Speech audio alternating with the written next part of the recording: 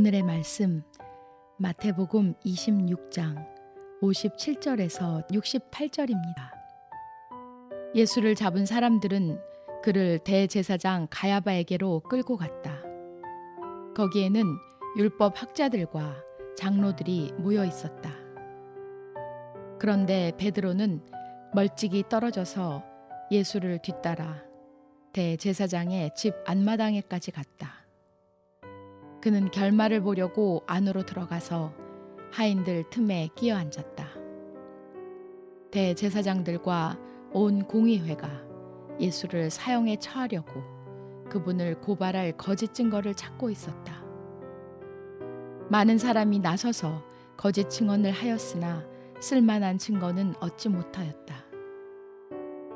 그런데 마침내 두 사람이 나서서 말하였다. 이 사람이 하나님의 성전을 허물고 사흘 만에 세울 수 있다고 하였습니다. 그러자 대제사장이 일어서서 예수께 말하였다. 이 사람들이 그대에게 불리하게 증언하는데도 아무 답변도 하지 않소? 그러나 예수께서는 잠자코 계셨다. 그래서 대제사장이 예수께 말하였다. 내가 살아계신 하나님을 걸고 그대에게 명령하니 우리에게 말해 주시오. 그대가 하나님의 아들 그리스도요? 예수께서 그에게 말씀하셨다. 당신이 말하였소. 그러나 내가 당신들에게 다시 말하오. 이제로부터 당신들은 인자가 권능의 보좌 오른쪽에 앉아 있는 것과 하늘 구름을 타고 오는 것을 보게 될 것이요. 그때 대제사장은 자기 옷을 찢고 큰 소리로 말하였다.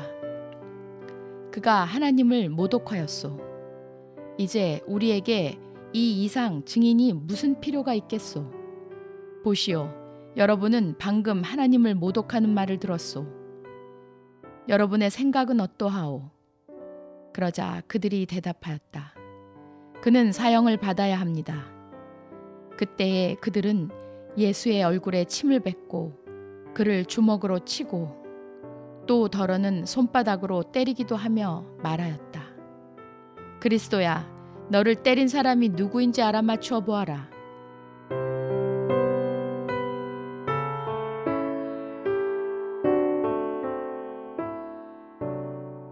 차마 눈을 마주치지 못하겠는 경우들이 있습니다. 내 앞에 있는 사람에게 무언가 큰 잘못을 저질렀다면 그와 눈을 마주칠 수가 없습니다. 혹시라도 상대방이 나의 부끄러운 모습을 본 적이 있었다면 자꾸만 그때가 생각나서 눈을 마주치기 어렵습니다. 마치 무서운 맹수 마냥 나를 윽박지르려 하는 사람 앞에서는 눈을 마주치지 못하고 내리깔 수밖에 없습니다. 대제사장의 무리들에게 잡혀오신 예수님은 반복해서 신문을 당하십니다.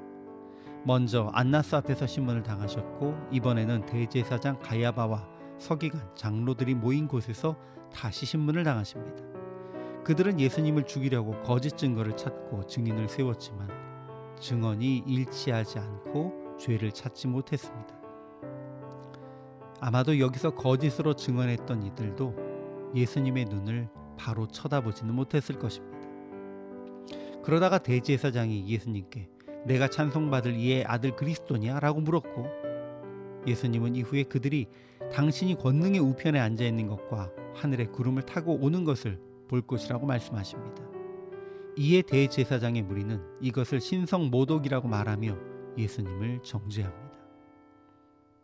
그런데 밖에서는 베드로가 대제사장 집의 종들에게 둘러싸여서 너 예수님과 한 무리가 아니냐라고 추궁당하고 있습니다.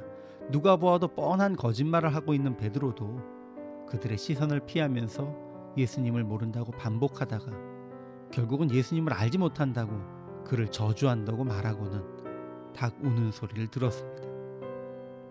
그리고 이때 베드로가 얼굴을 돌려 바라보시는 예수님의 시선을 느낀 것입니다. 아무도 이 상황에 대해 말할 수 있는 사람은 없습니다. 베드로뿐입니다. 누가는 분명히 베드로가 그날 밤 그곳에서 있었던 일을 간증한 것을 직접 들었거나 아니면 초대교회의 이미 유명한 일화가 되어버린 이 상황에 대해서 자기가 쓰는 복음서에 기록한 것입니다. 차마 마주할 수 없는 그 예수님의 눈빛을 마주한 베드로는 무너졌습니다. 그리고 통곡하며 자기의 연약함을 자책했을 것입니다.